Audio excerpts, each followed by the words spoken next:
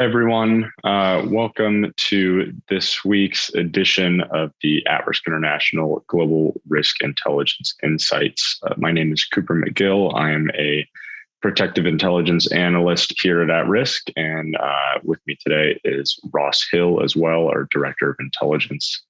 We're going to kick things off today with some discussion of the ongoing ransomware situation in Costa Rica. So for some background, around mid-April of this year, the likely Russian-based cybercrime group Conti accessed the Costa Rican Finance Ministry's network, as well as a number of other government agencies, stealing and encrypting their data along the way, now holding it hostage and requesting $10 million in payment to not release the data and to provide the decryption keys. On May 8th, the Costa Rican president, Rodrigo Chavez, then declared a state of emergency regarding the issue. And on the same day, the group then leaked a very large percentage of the stolen data for Costa Rica, continuing to refuse to pay the ransom. They retained a small percentage of the files that they deemed the most sensitive and upped the ransom request for that remaining percent to $20 million. Costa Rica suffered now a range of economic consequences due to this ongoing attack. Businesses have been claiming millions of dollars in losses due to the inability to properly file paperwork without access to standard systems. And citizens and small businesses, in some cases, have even had to resort to solely cash payments as their only option, with systems still crippled. Ransomware is obviously a growing concern generally.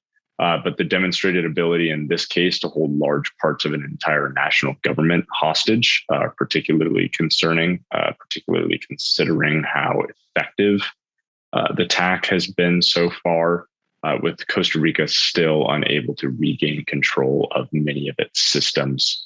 Other attacks, as we've seen in the news over the last couple of years, have been able to successfully target large corporations as well as individual government agencies, but the scale of this attack, across the national level here in Costa Rica is definitely noteworthy.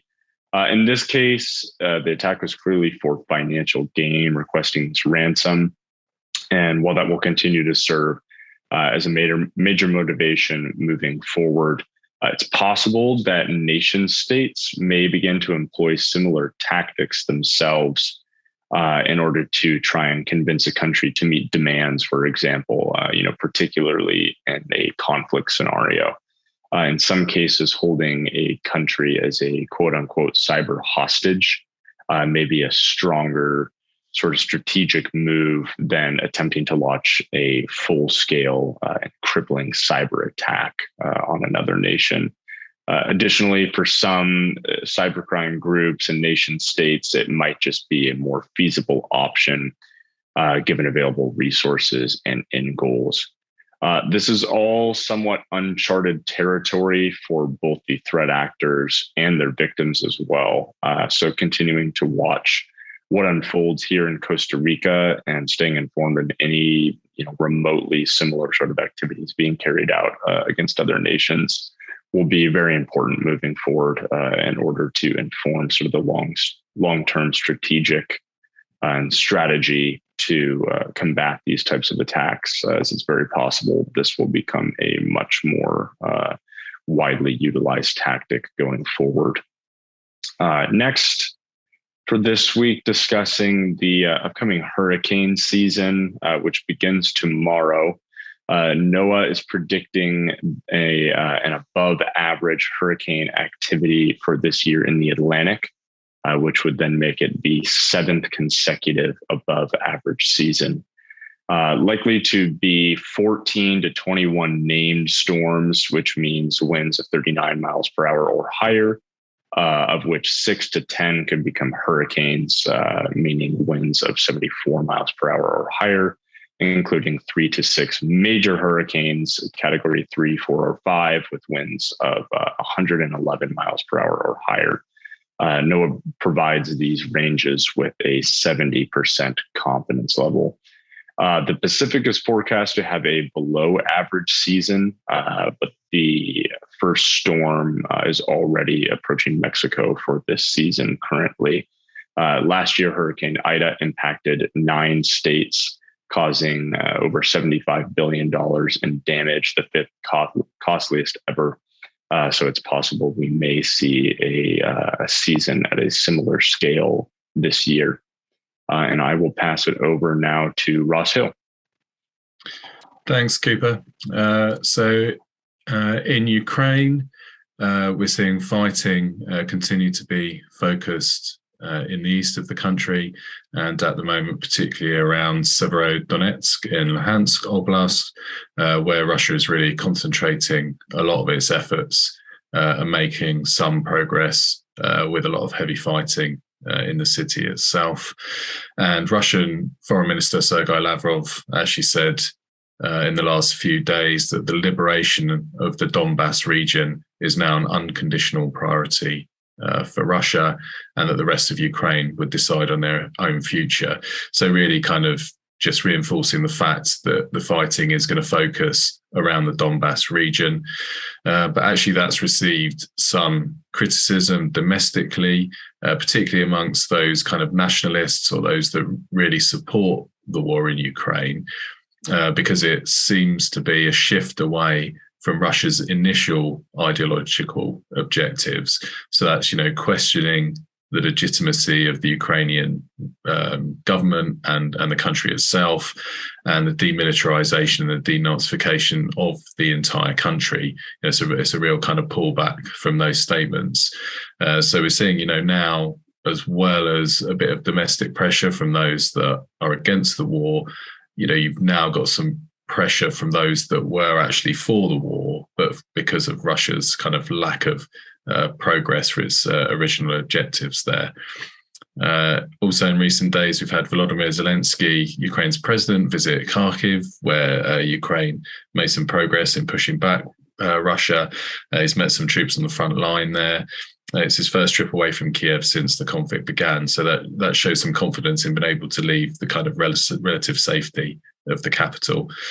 Zelensky last week called for maximum sanctions against Russia during a speech to the World Economic Forum in Davos, specifically calling for an embargo on Russian oil and blocking the country's banks from global financial networks.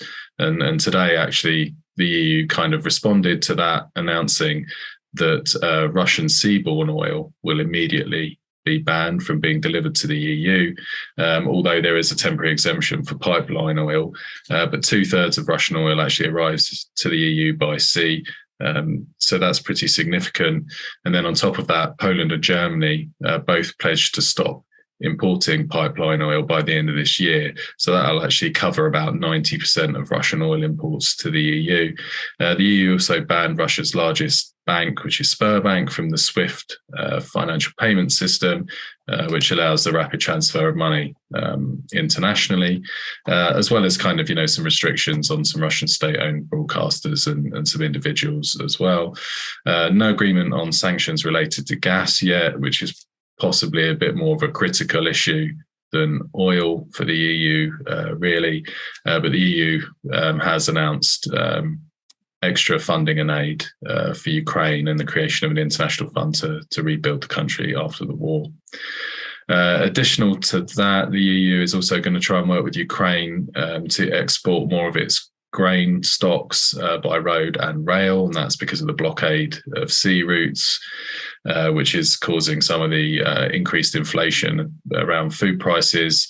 And Russian President Vladimir Putin also told the leaders of France and Germany over the weekend that he was willing to discuss ways to actually make sea shipments of grain from Black Sea ports open again. But didn't actually give any details of that. Putin also said that he might be open to some talks, but again, providing no detail. Zelensky said he believed Russia would only really agree to talks if Ukraine could actually recapture all of the territory that it's lost since the invasion.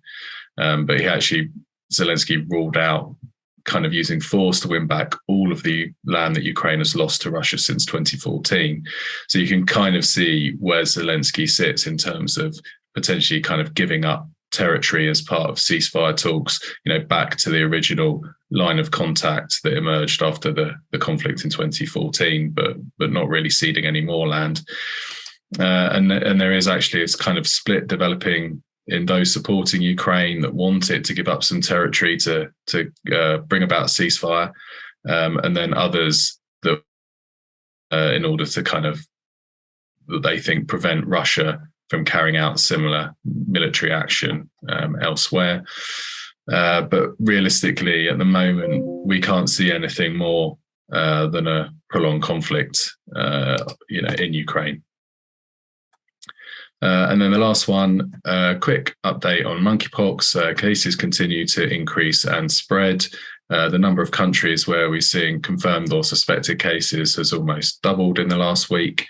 The World Health Organization said that monkeypox constitutes a moderate risk to overall public global health, but this could actually become a high risk if the virus managed to establish itself and spread amongst groups at higher risk, such as young children and those that are immunosuppressed. If the World Health Organization does indicate that it's going to be a higher risk, then that's the level at which governments are likely to pay a bit more sort of attention. The World Health Organization also said that its sudden appearance means that it was likely been spreading for some time, kind of undetected. But we've also had some recent amplifying events, so some large gatherings. So as we go through the summer, we can expect more cases to appear, partly because of more gatherings, but also, we're going to get increased disease surveillance amongst countries. And that's it from us this week. We hope you found the information useful, and we hope you join us again soon.